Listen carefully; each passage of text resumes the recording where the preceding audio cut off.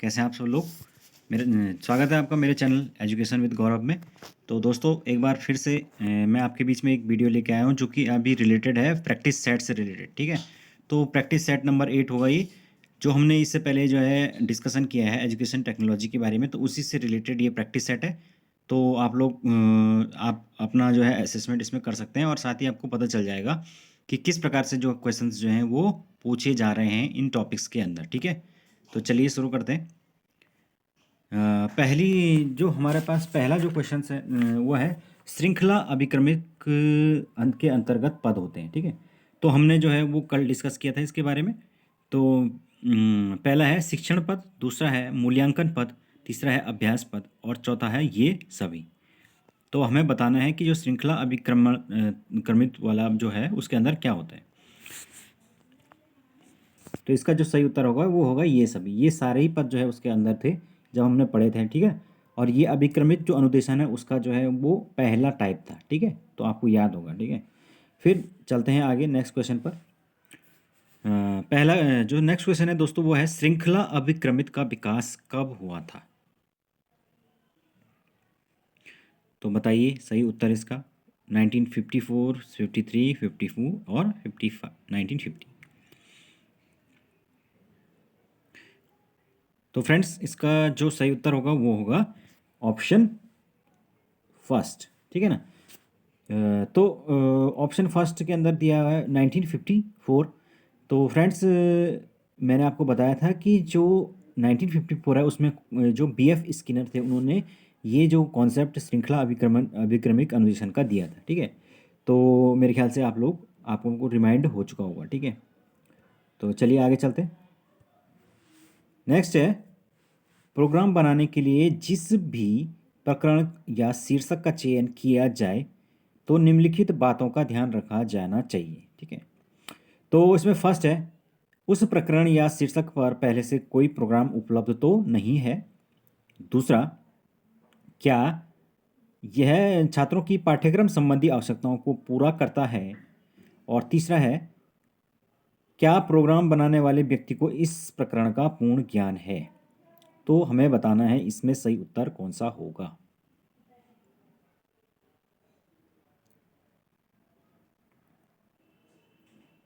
तो फ्रेंड्स इसका जो सही उत्तर होगा वो ऑप्शन डी।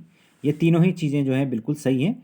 यहाँ पर ये कह रहा है कि प्रोग्राम बनाने के लिए हमें जो प्रकरण या शीर्षक का जब हमें चयन करना है तो उसमें किन बातों का ध्यान रखना है। तो ये सभी जो बातें हैं इनका हमें ध्यान रखना पड़ता है। ठीक है, पहले तो इस पर कोई प्रोग्राम बना तो नहीं है, ये चीज़ें देखनी है। फिर छात्रों की जो पाठ्यक्रम संबंधी आवश्यकताएं हैं उनको वो पूरा करता है कि नहीं करता है। और तीसरा कि जो इस व्यक्ति जिसने प्रोग्राम बनाया है उसको इस प्रकरण का पूर्ण ज्ञान, पूर्ण तरीके से उसको नॉलेज है कि नहीं है। ठीक है, तो ये तीनों ही चीज़ें इसके अंदर इंपॉर्टेंट हैं। ठीक है, चलिए तो आगे चलते हैं। नेक्स्ट है अभिक्रमिक अनुदेशन है, अगेन वही क्वेश्चन आ गया। तो फर्स्ट है इसमें साखीय अनुदेशन, सेकेंड है श्रृंखला अनुदेशन, तीसरा है मैथेटिक्स अनुदेशन एंड डी है ये सभी। तो इसका उत्तर आप सब जानते हैं, इसका उत्तर क्या होगा ये सभी। ये सारे क्या होते हैं, इसी के अलग अलग टाइप हैं। तो हमने डिस्कस ऑलरेडी कर लिया था आप लोगों को। अब जिन लोगों ने वो वीडियो देखी होगी उन्हें ये चीज़ें समझ में आ रही होगी। चलिए आगे चलते हैं। नेक्स्ट है अभिक्रमित अधिगम परिस्थिति है। ठीक है, तो फर्स्ट है बहुभेदीय परिस्थिति, दूसरा प्रत्यय अधिगम, तीसरा समस्या समाधान अधिगम एंड फोर्थ ये सभी। यानी कि लर्निंग कंडीशंस इसमें से कौन सी है। तो फ्रेंड्स इसका जो सही उत्तर होगा वो होगा ऑप्शन डी। यानी कि ये सारी चीज़ें जो हैं वो अधिगम परिस्थिति यानी कि लर्निंग कंडीशंस के अंदर आती हैं। ओके, तो चलिए आगे चलते हैं। नेक्स्ट है कंप्यूटर द्वारा अनुदेशन के कार्य निम्नलिखित हैं। यानी कि कंप्यूटर में जो इंस्ट्रक्शन होता है कंप्यूटर के द्वारा उसमें क्या क्या कार्य होते हैं उसको बताना है हमने। तो फर्स्ट है इसमें कार्डों का सूचनाओं सॉरी कार्डों पर सूचनाओं को संचित करता है। सेकंड, कार्यक्रमित अन्वेषणों को संचित करता है। थर्ड, संचित सूचनाओं में से अपेक्षित पद्धतों का चयन करता है। और फोर्थ है सूचनाओं का बाह्य संप्रेषण नहीं करता है। तो बताइए इसका सही उत्तर क्या होगा। केवल first and second, first second and fourth and D है फोर्थ 1 2 एंड 3। तो हमें इसका सही आंसर बताना है। बताइए इसका सही आंसर।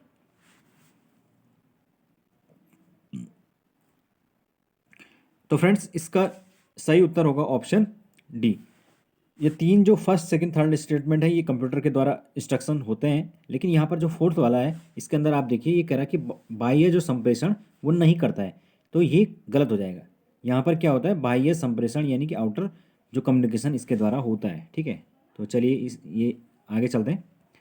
नेक्स्ट है, निम्नलिखित में से किसने अनुदेशन के प्रस्तुतिकरण के लिए शिक्षण के स्थान पर कंप्यूटर का प्रयोग किया था? तो हमें बताना है इसका सही उत्तर। फर्स्ट है लॉरेंस स्टोरलो एंड डेनियल डेविस, फर्स्ट है रॉबर्ट गेन, सेकंड है रॉबर्ट गेने, थर्ड है जे विलियम्स एंड डी है उपरोक्त में से कोई नहीं। तो बताइए इसका राइट आंसर। तो फ्रेंड्स इसका जो सही उत्तर होगा वो ऑप्शन फर्स्ट। ये आपको बताया था ना मैंने कि कंप्यूटर बेस्ड जो अनुदेशन है उसमें वो किसने दिया था, तो उसको देने वाले थे लॉरेंस स्टुल्लो एंड डेनियल डेविस। तो इनका जो नाम है आप लोगों को वो याद रखना है। ओके, तो लेट्स कंटिन्यू। नेक्स्ट है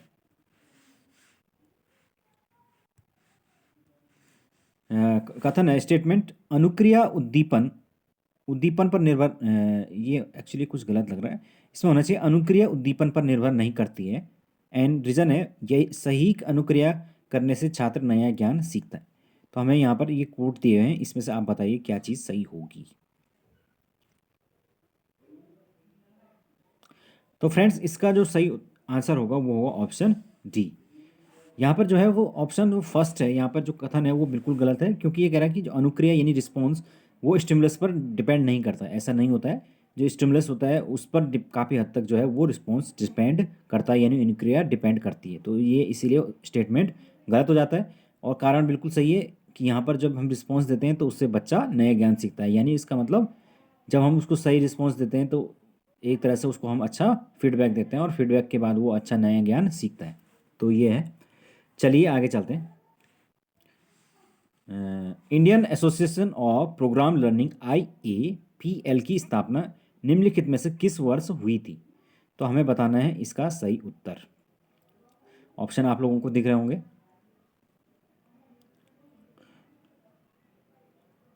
तो फ्रेंड्स इसका जो सही उत्तर है वो ऑप्शन फर्स्ट है, यानी वर्ष 1966 के अंदर ये IAPL की स्थापना हुई थी। ओके, तो लेट्स कंटिन्यू। नेक्स्ट है सेंट्रल पेडागोजिकल इंस्टीट्यूट है। हमें बताना है कि जो सेंट्रल पेडागोजिकल इंस्टीट्यूट है वो किस शहर के अंदर है।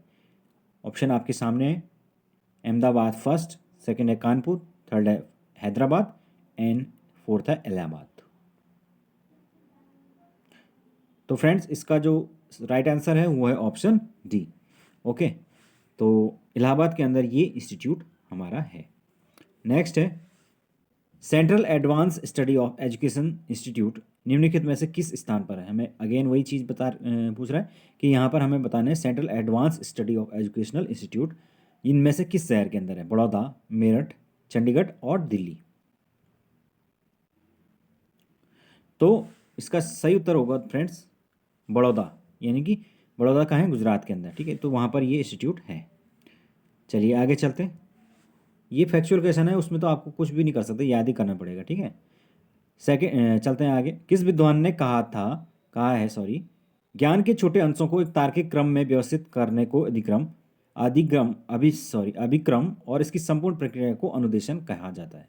तो फर्स्ट ऑप्शन है स्टोफल, सेकंड है ली, थर्ड है विलियम्स और डी है मूरे ने। ठीक है, तो इसका जो सही उत्तर है बताइए।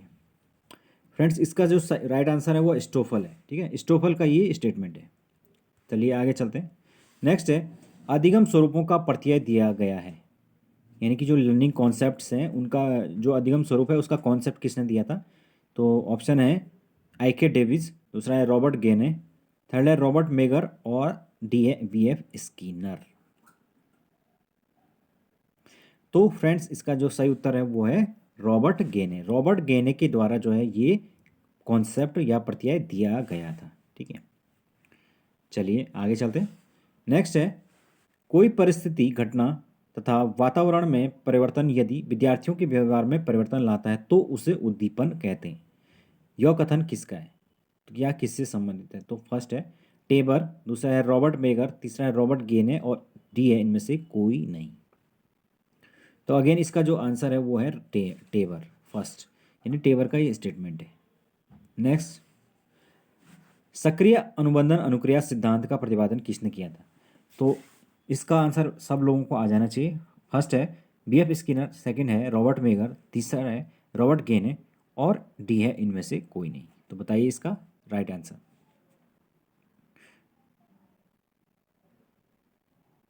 तो फ्रेंड्स इसका जो सही उत्तर है वो है बीएफ स्किनर। इसके बारे में तो आप लोगों ने ऑलरेडी थ्योरी जो है वो पढ़ी होगी, ठीक है। सक्रिय अनुबंधन का सिद्धांत, अनुबंधन अनुक्रिया का सिद्धांत, ये बीएफ स्किनर के द्वारा दिया गया था ना। स्किनर की थ्योरी पढ़ी होगी जिसमें कि उन्होंने क्या किया था, एक चूहे के ऊपर एक्सपेरिमेंट किया था। उन्होंने चूहे को क्या किया था, एक पिंजरे के अंदर रख दिया था और वहाँ पर जब जो है चूहा एक लीवर को प्रेस करता था तो एक खट की आवाज़ आती थी और उसके बाद उसको एक खाने का टुकड़ा मिलता था। तो इस प्रकार से जब चूहा जो है वो उसको खा लेता था, उसके बाद जब देखा गया कि उस इन जो जब इस प्रकार की जो उसके अंदर जो क्रिया थी वहाँ पर हो रही, उससे क्या होता था, जब जो है ज़्यादा भूखा होता था तो उसका जो रिस्पॉन्स है वो ज़्यादा तेज हो जाता था और वो और तेज़ी से जो है वो लीवर को प्रेस करता था फटाफट जो है वो खाना प्राप्त करने के लिए। तो इससे जो है वो कहते हैं कि मतलब इस थ्योरी का मतलब ये है कि किस प्रकार से जो है अगर सही बच्चे को स्टिमुलस दिया जाता है तो उसका जो रिस्पॉन्स है उसमें उसको तेज़ किया जा सकता है, यानी कि उसके सिर्फ सीखने की जो प्रक्रिया है उसमें तेज़ी लाई जा सकती है। तो ये सिद्धांत ये कहता है, ठीक है। तो चलिए फ्रेंड्स आगे चलते हैं। नेक्स्ट है सतत पुनर्बलन है, यानी कि कंटिन्यूस आपका फीडबैक देना या रिइंफोर्समेंट देना। तो फर्स्ट है समय के अंतर से जो पुनर्बलन किया जाता है, सेकंड बालक की प्रत्येक अनुक्रिया का पुनर्बलन, सी है कुछ अनुक्रियाओं का पुनर्बलन एंड डी है उपरोक्त में से कोई नहीं। तो फ्रेंड्स इसका जो सही आंसर होगा, राइट आंसर वो होगा ऑप्शन फर्स्ट, यानी कि जो बालक की प्रत्येक अनुक्रिया है उस पर अगर हम पुनर्बलन देते हैं तो उसी को हम क्या कहते हैं, कंटिन्यूअस फीडबैक देना या आपका रीइंफोर्समेंट देना। चलते हैं आगे। नेक्स्ट है भारत में निर्मित प्रथम कंप्यूटर है। तो इसके बारे में मैंने आपको बताया था जब मैंने कंप्यूटर वाला लेक्चर दिया था। तो इसमें ऑप्शन है सिद्धार्थ, सेकंड है परम, थर्ड है सिक्वेया एंड डी है अनुपम। तो फ्रेंड्स इसका जो सही उत्तर होगा वो होगा ऑप्शन ए, यानी कि सिद्धार्थ। सिद्धार्थ जो है हमारे देश में निर्मित प्रथम कंप्यूटर है। और प्रथम सुपर कंप्यूटर कौन सा है, परम। ओके, तो ये भी आपको याद रखना है। चलिए आगे चलते हैं। नेक्स्ट है मैथेटिक्स अवरोध श्रृंखला संबंधित है। तो ये मैंने आपको कल ही बताया है, तो बताइए अवरोध श्रृंखला। दूसरा है निदान एवं उपचार से, सी है अभिक्रमित पाठ्य पुस्तक से और चौथा है छात्र नियंत्रण अनुदेशन। तो बताइए इसका सही उत्तर। तो फ्रेंड्स इसका सही उत्तर होगा अभिक्रमित पाठ्य पुस्तक से, ठीक है। तो ये इसी का एक टाइप था मैथेटिक्स अवरोध श्रृंखला, तो ये है। चलिए आगे चलते हैं। नेक्स्ट है रॉबर्ट मेगर संबंधित है, किससे संबंधित है, छात्र नियंत्रित अनुदेशन से, सेकंड उत्तरोत्तर समीपता से, थर्ड अवरोध श्रृंखला से एंड फोर्थ क्रमागत प्रगति से। तो बताइए इसका सही उत्तर क्या होगा।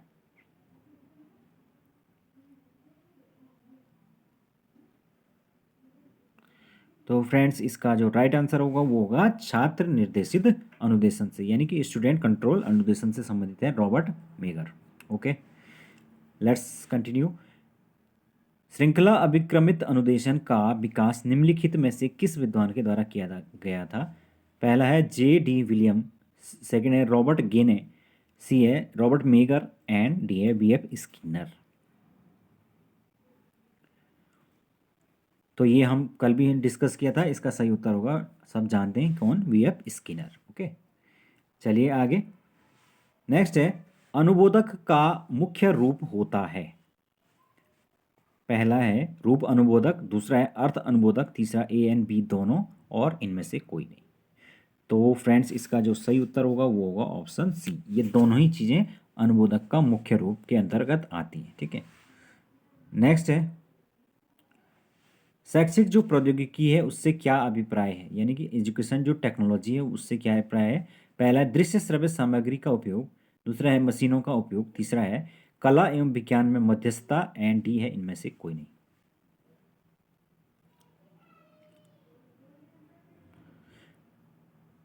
तो फ्रेंड्स इसका जो सही उत्तर होगा वो ऑप्शन सी होगा, ठीक है।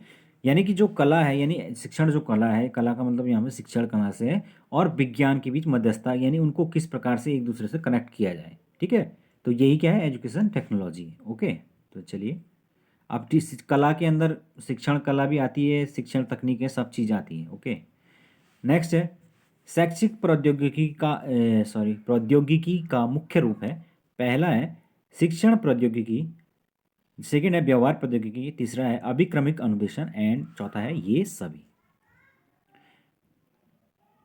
तो फ्रेंड्स इसका जो सही उत्तर होगा वो आप सब जानते हैं, मैंने आपको बताया है कि ये सारे के सारे जो हैं वो एजुकेशन टेक्नोलॉजी का रूप है। ओके, नेक्स्ट है अनुदेशात्मक प्रारूप को किस अन्य नाम से जाना जाता है।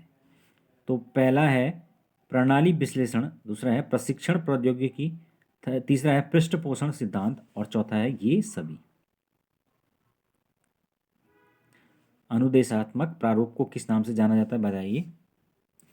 तो ये इन सभी नामों से जाना जाता है, ऑप्शन होगा डी बिल्कुल सही। ओके, क्योंकि ये तीनों ही जो टाइप है उसके अंतर्गत आते हैं। नेक्स्ट है शैक्षिक प्रौद्योगिकी का प्रथम उपागम माना जाता है, यानी पहला उपागम क्या माना जाता है। तो मैंने आपको बताया था ना, एजुकेशनल टेक्नोलॉजी का जो फर्स्ट स्टेज है वो क्या था।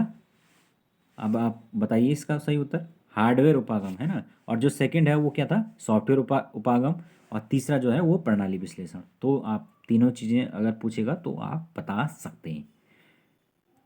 चलिए आगे, नेक्स्ट है हार्डवेयर तथा सॉफ्टवेयर के संबंध में चयन का प्रमुख सिद्धांत है।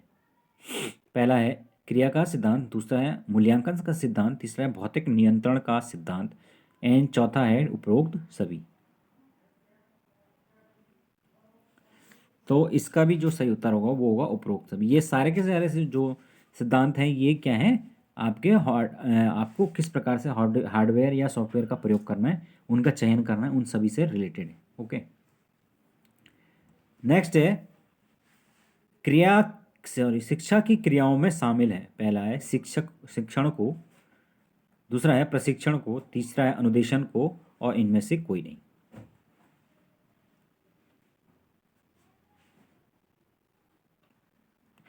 तो इसका जो इसमें जो क्वेश्चन में कुछ मिस्टेक है, इसमें होना चाहिए शिक्षण की क्रियाओं में शामिल नहीं किया जाता है, ठीक है। तो शिक्षण क्रियाओं में जो है शामिल नहीं होगा कौन, अनुदेशन।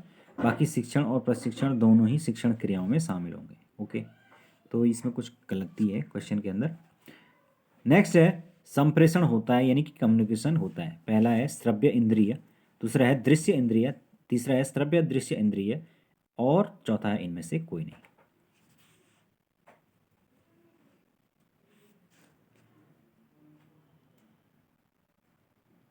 तो फ्रेंड्स इसका सही उत्तर बताइए। इसका सही उत्तर होगा सी, यानी कि जो ऑडियो विजुअल होता है, दृश्य श्रव्य इंद्रिय, यानी दोनों ही इंद्रियों को एक्टिव करता है, वो क्या होता है, कम्युनिकेशन होता है। ओके, नेक्स्ट है हमारे पास सिरोत्तर प्रक्षेपक OHP उपयोग होता है। तो इस किस लिए होता है, पहला है अचल चित्रों के लिए, दूसरा है पारदर्शी में, तीसरा है चलचित्रों में, और चौथा इन सभी में। तो इसका राइट आंसर होगा ऑप्शन बी। आपने देखा हो जो OHP सीट्स होती हैं वो क्या होती हैं, पारदर्शी होती हैं, तो उनका पारदर्शी रूप से प्रयोग होता है, उसी को हम सिरोत्तर प्रक्षेपक कहते हैं। तो ये थे फ्रेंड्स आज के लिए, जो है इतना काफ़ी है। 29 किस क्वेश्चन हमने डिस्कस किए। इससे आगे के जो क्वेश्चन हैं वो और हैं हमारे पास, उनको हम नेक्स्ट वीडियो के अंदर डिस्कस करेंगे, ठीक है। तो अभी के लिए इतना काफ़ी है। Okay, thank you so much, bye.